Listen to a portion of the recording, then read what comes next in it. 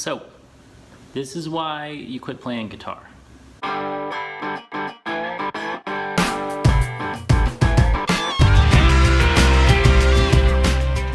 So, a lot of people started to play guitar maybe when they were kids, or maybe they tried it again as adults, and then for whatever reason they stopped. And I talk to people all the time who wish they still played, right? Because they like guitar, they like music. They just, quit playing at some point, and for some reason don't want to start again. So I want to talk to you about the reasons that I think you quit and what you can do about them to make them better for when you try to do it again.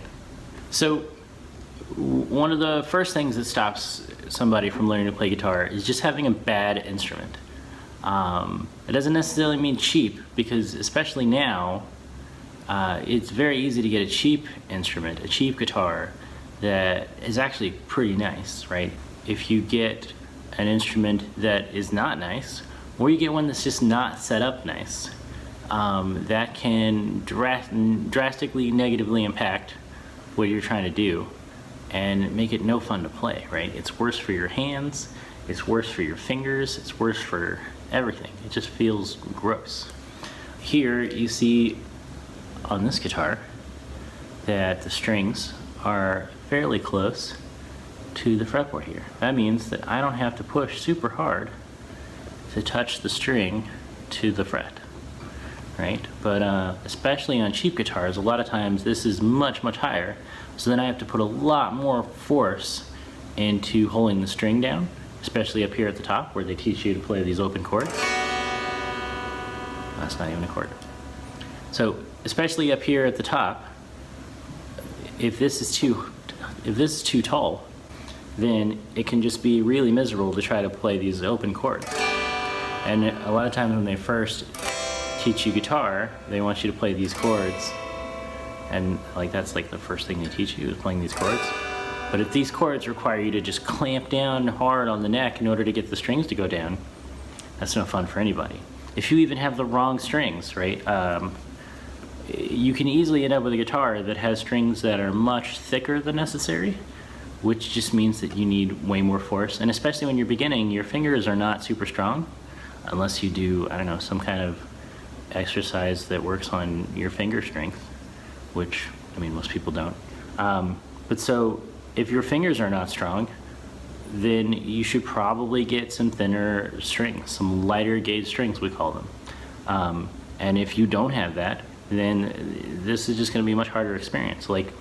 A lot of people start with acoustic guitar, and acoustic guitar strings are just generally thicker strings than electric guitar strings. And that's part of the problem, right? Thicker strings require more force and are harder for your fingers to hold down, which just makes it harder for you to play music. And if it's already hard because you just got started, if you make it more hard by having an instrument that's not made to your person, then you're just of course you're gonna quit, because that sucks. Also, the type of guitar banners.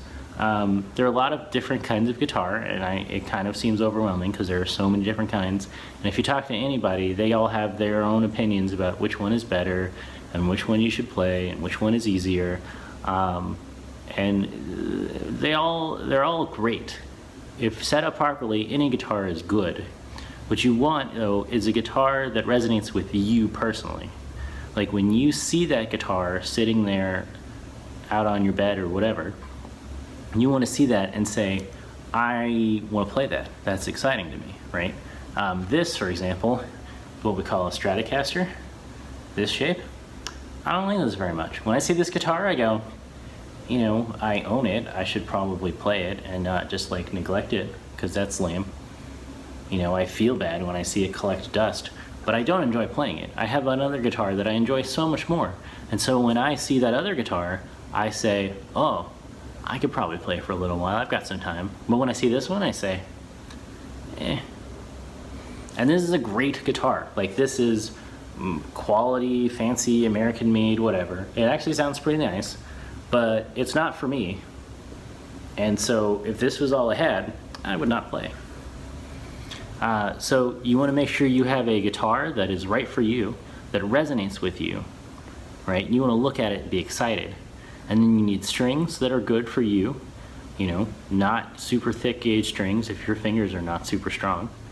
You want to have a setup that is right for you so that you're not making unnecessary stress on yourself and unnecessary difficulty while you try to learn something that's fairly difficult. There are other concerns as well. For example, a lot of people, they go to a guitar teacher. That guitar teacher doesn't create a great experience for them, and so then they stop. They say, well, the teacher was terrible, he said I was terrible, or whatever, or made it super boring, and so I stopped playing. But not every teacher is right for you, and not every teacher is actually good, right? Like, there's not some certification that says this person is qualified to teach guitar because they've been checked by a bunch of guitarists and they definitely know what they're talking about. Like, literally anyone can put an ad in the newspaper or Craigslist or whatever and say, guitar lessons, $50 an hour, or whatever. And it could just be that they suck. Like, maybe they are actually good at playing guitar, but they're not good at teaching, which is a separate skill from actually playing. If they suck at teaching, you're gonna have a crap experience, and that doesn't mean quit playing guitar. That means you need to find a different teacher. But a lot of people have that crap experience and then they quit. Or they get a teacher who's just not right for them, right? Maybe they are actually a good teacher, but not for the kind of music they want to play, the way they learn, Some people learn better doing different kinds of things. Some people are more excited about different kinds of things. And if your teacher's not picking up on that, it's not going to be fun for you. And then that's going to suck. If you were getting a teacher, it can often feel like you're not getting much use out of the teacher, you're not getting much value. You feel like I'm going to lessons on a regular basis and I'm not making progress. And one thing that will seriously mess up your progress is if you don't practice the stuff that your teacher talks about in between lessons, right? If you have lessons once a week, once a month, and you spend no time working on that material in between, then you're basically just gonna need to do the same crap over and over again every single time you go to lessons, and you're not gonna make progress. Like, I've done this before. I was busy with work or distracted with other things, and then 6 months go by, I make zero progress. And it's not because my teacher is bad. I actually have a very good teacher. It's that I was not practicing. If you do not practice while in between classes, then you're not gonna get anywhere. That's not gonna work. One more thing that can seriously mess up your guitar playing is if you set your goals just like way too high. If you are just starting to play guitar at any age, probably want to start with something that's not super difficult, right? Like, maybe you grew up listening to Yngwie Malmsteen and Eric Clapton and all these crazy guitarists and stuff. You probably listened to some of this. That's probably why you got excited about guitar. But in your first month of playing guitar, you were probably not going to master Eruption.